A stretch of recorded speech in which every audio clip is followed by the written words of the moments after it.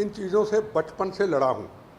मुझे लड़ते लड़ते 42 साल हो गए। अपने शरीर पे बम खाए, अपने साथ 70 लोग जिसमें मेरे जवान, सीआरपीएफ, दिल्ली पुलिस, कई शहीद हुए। पहली बात, पिछली बार भी कहीं मिले होंगे, कहा था मैंने, ये बम्बों से टूटा हुआ बचा हुआ बोनस की ज़िंदगी का हिस्सा मैं यकीन दिलाता हूँ हिंदुस्तान के लोगों को। खालिस्तान न कभी बना था, न कभी बनेगा, न कभी बनने देंगे। बनेगा तो गंदी हनेरी की तरह टूटे शरीर के हमारी लाशों पे गुजर जाएगा।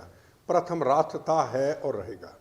और आपने देखा होगा यूके के अंदर तिरंगे झंडे का अपमान हुआ, भारत माता को बुरा भला कहा गया, हिंदू समाज को बुरा भला कहा गया। भगत सिंह जो पंजाब के थे, जिनको दुनिया नमस्कार करती है, उसको आतंकवादी कहा गया। है कितने परसेंट अपन? 2%।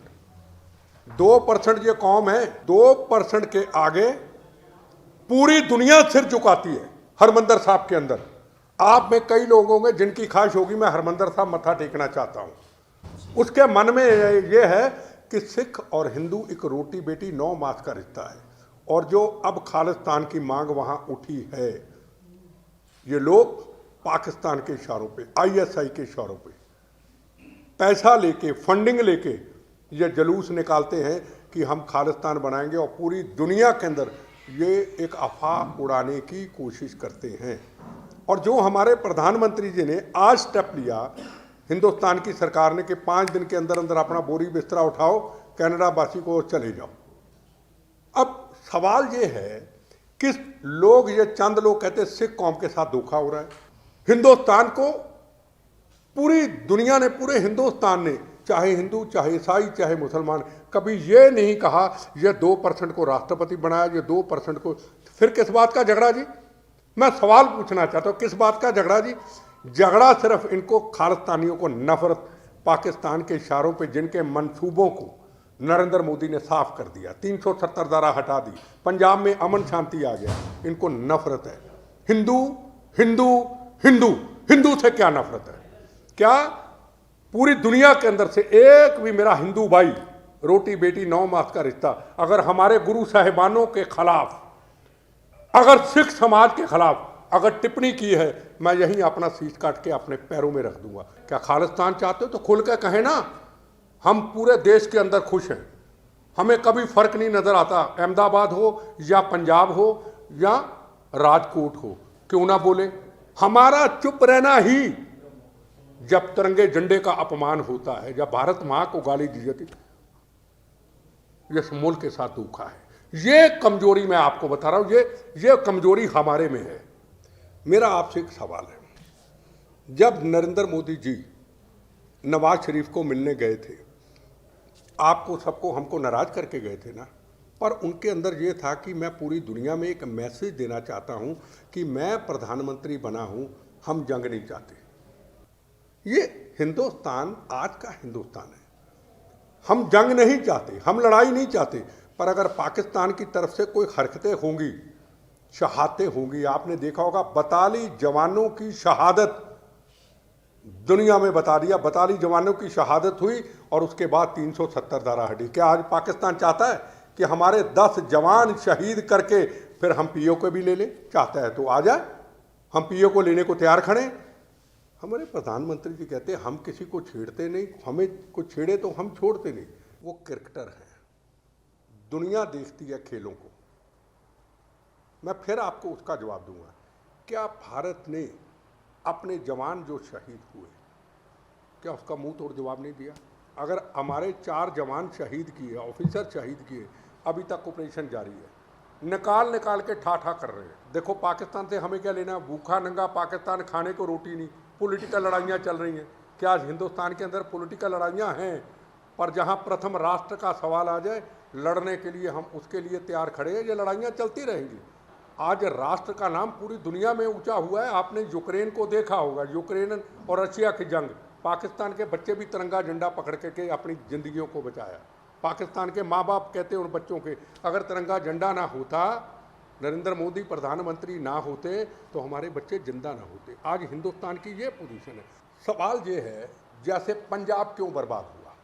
Vote bank politics. हम भिंडरावाले को लाएंगे, और सदा राज करेंगे। किताबें पढ़ने की जरूरत नहीं, मैं तो सामने था, ये हरमंदर साहब पवित्र स्थान ये सामने। वोट बैंक की राजनीति ने सदा कुर्सी सत्ता लाने के लिए क्या किया? 36,000 बेगुनाहों का कत्लेआम हुआ। उनमें 19,000 हिंदू भाइयों का रोटी बेटी 9 मास का रिश्ता, जो घर से बच्चों के लिए, माँ के लिए, पत्नी के लिए रोटी कमाने गया था, हाथ में तरचूल नहीं, कृपान नहीं, बंदूक नहीं, उसको देखा हिंदू व गोलियों का निशाना बना दिया। सरदार है, सिर पे पगड़ी नहीं, हिंदू समझ के उसको मार दिया। कौन सा जिम्मेदार? हम जिम्मेदार थे, हम पॉलिटिशियन जिम्मेदार थे। वोट बैंक की सदा राज करेंगे। यही कनाडा में हुआ।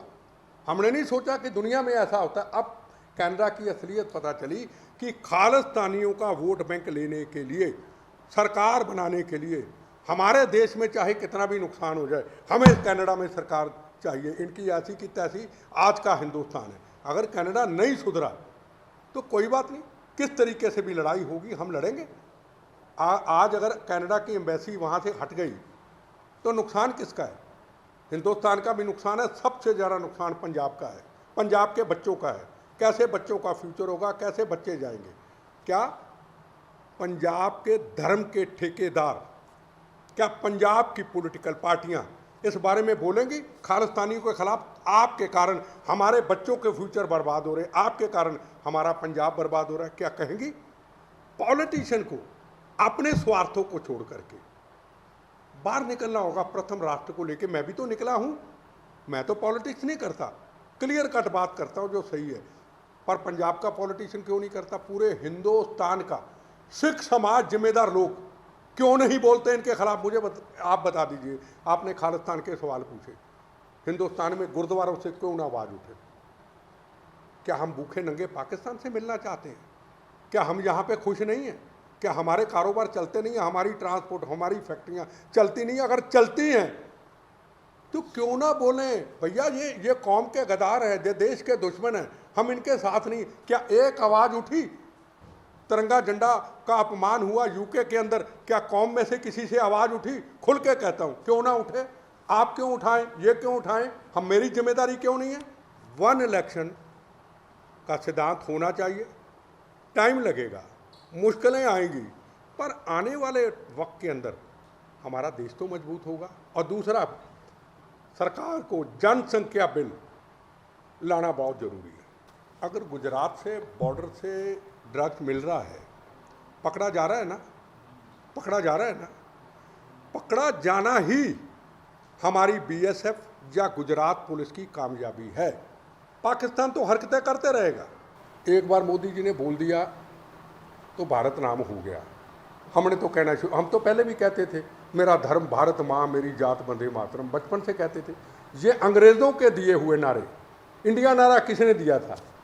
अंग्रेज़ों ने दिया था जब ईस्ट इंडिया कंपनी बनी। ये इतिहासकार हैं, बड़ी किताबें पढ़ी है इन्होंने। इंडिया ने दिया था। हम कल्चर बदल रहे हैं, हम अपना हिंदुस्तान, अपनी आज़ादी, हम वो चाहते हैं, अपना इतिहास चाहते हैं, हम अंग्रेज़ों का इतिहास नहीं चाहते। मेरे हिंदुस्तान के प्रधानमंत्री देखो, मैं उनको कभी नहीं मिला, ना मिलने की इच्छा है।